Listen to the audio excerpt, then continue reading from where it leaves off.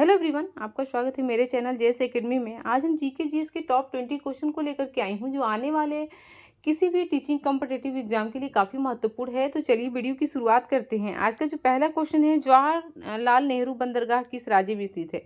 जो जवाहरलाल नेहरू बंदरगाह है वो किस राज्य में स्थित है। ऑप्शन पहला आंध्र प्रदेश, दूसरा ऑप्शन है महाराष्ट्र, तीसरा है गुजरात और चौथा है गोवा। जवाहरलाल नेहरू बंदरगाह जो स्थित है वो महाराष्ट्र में स्थित है। Second option is the right answer. अगला है, भारत की सबसे लंबी राजमार्ग सुरंग कौन सी है। इसमें से कौन है जो भारत की सबसे लंबी राजमार्ग सुरंग है। ऑप्शन पहला है रोहतांग सुरंग, दूसरा ऑप्शन है अतुल सुरंग, तीसरा है जवाहर सुरंग और चौथा है डॉक्टर श्यामा रोड सुरंग। तो इसका जो राइट आंसर होगा fourth option is the right answer. अगला है, भारत के पश्चिम में कौन सा महासागर स्थित है। भारत के पश्चिम में कौन सा महासागर स्थित है। ऑप्शन पहला है बंगाल की खाड़ी, दूसरा है अरब सागर, तीसरा ऑप्शन है हिंद महासागर और चौथा है इनमें से कोई नहीं।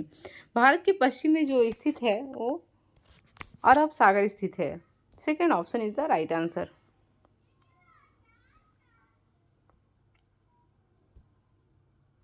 अगला है, कर्क रेखा और भारतीय मानक समय रेखा किस पठार पर एक दूसरे को काटती है। ऑप्शन पहला है बघेलखंड, दूसरा है बुंदेलखंड, तीसरा है मालवा का पठार और चौथा है उपरोक्त सभी। कर्क रेखा और भारतीय मानक समय रेखा बघेलखंड पठार को काटती है। First option is the right answer.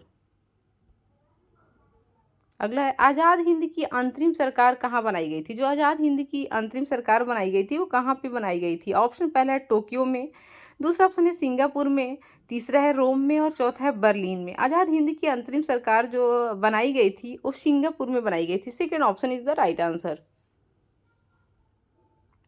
अगला क्वेश्चन है, स्वराज पार्टी के प्रथम अध्यक्ष कौन थे। ऑप्शन पहला है मोतीलाल नेहरू, दूसरा ऑप्शन है डॉक्टर राजेंद्र प्रसाद, तीसरा राजगोपालाचारी और चौथा है सीआर दास। स्वराज पार्टी के जो प्रथम अध्यक्ष थे वो सीआर दास थे। Fourth option is the right answer.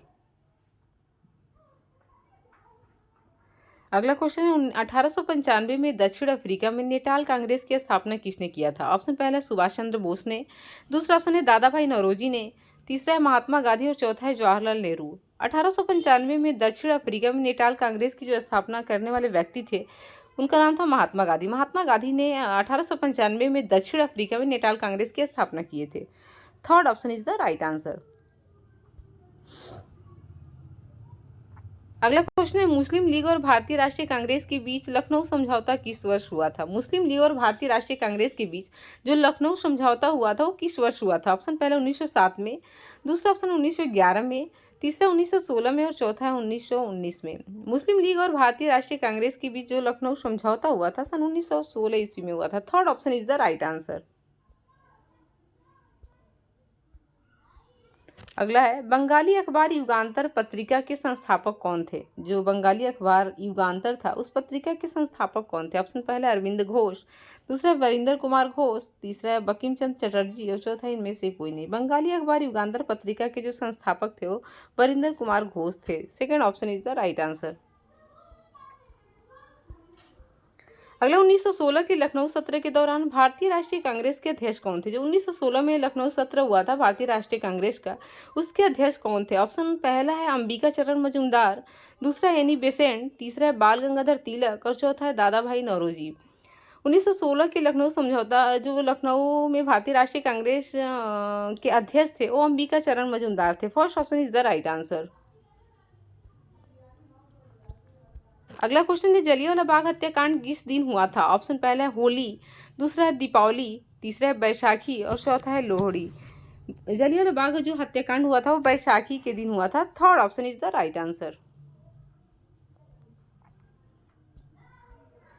अगला, निम्नलिखित में से किसे पंजाब केसरी के नाम से जाना जाता है। इसमें से कौन ऐसे व्यक्ति हैं जिनको पंजाब केसरी के नाम से जाना जाता है। ऑप्शन पहला है भगत सिंह, दूसरा है उधम सिंह, तीसरा है बाल गंगाधर तिलक और चौथा है लाला लाजपत राय। पंजाब केसरी के रूप में जो जाने जाने वाले व्यक्ति है उनका नाम था Lala Lajpat Rai. Fourth option is the right answer. अगला, 1930 में प्रथम गोलमेज सम्मेलन का आयोजन कहाँ किया गया था। जो 1930 में प्रथम गोलमेज सम्मेलन हुआ था वो कहाँ हुआ था। ऑप्शन पहला है लंदन में, दूसरा ऑप्शन है लाहौर में, तीसरा है असम में और चौथा यूएसए में। 1930 में जो प्रथम गोलमेज सम्मेलन हुआ था वो लंदन में हुआ था। First option is the right answer. अगला, वर्धा में सत्याग्रह आश्रम को किसने स्थापित किया था? जो वर्धा में सत्याग्रह आश्रम स्थापित हुआ था, वो स्थापित करने वाले व्यक्ति का नाम क्या है? ऑप्शन पहला है सरोजनी नायडू, दूसरा ऑप्शन है आचार्य कृपलानी, तीसरा है विनोबा भावे और चौथा इनमें से कोई नहीं। वर्धा में सत्याग्रह आश्रम को स्थापित करने वाले जो व्यक्ति थे वो थे Vinoba Bhave. Third option is the right answer.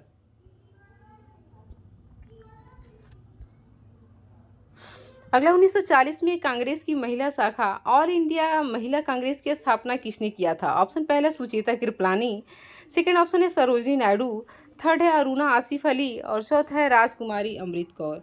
1940 में कांग्रेस की महिला शाखा ऑल इंडिया कांग्रेस की स्थापना जो हुआ था सुचेता कृपलानी के द्वारा किया गया था। First option is the right answer. अगला, किस अधिनियम को ब्लैक बिल के नाम से जाना जाता है? इसमें से कौन सा अधिनियम है जिसे ब्लैक बिल के नाम से जाना जाता है? ऑप्शन पहला है रॉलेट एक्ट, दूसरा है पिट्स इंडिया एक्ट, तीसरा है रेगुलेटिंग एक्ट और चौथा है वर्नाकुलर प्रेस एक्ट। जो ब्लैक बिल के नाम से जाना जाने वाला अधिनियम है वो है Rowlatt act. First option is the right answer.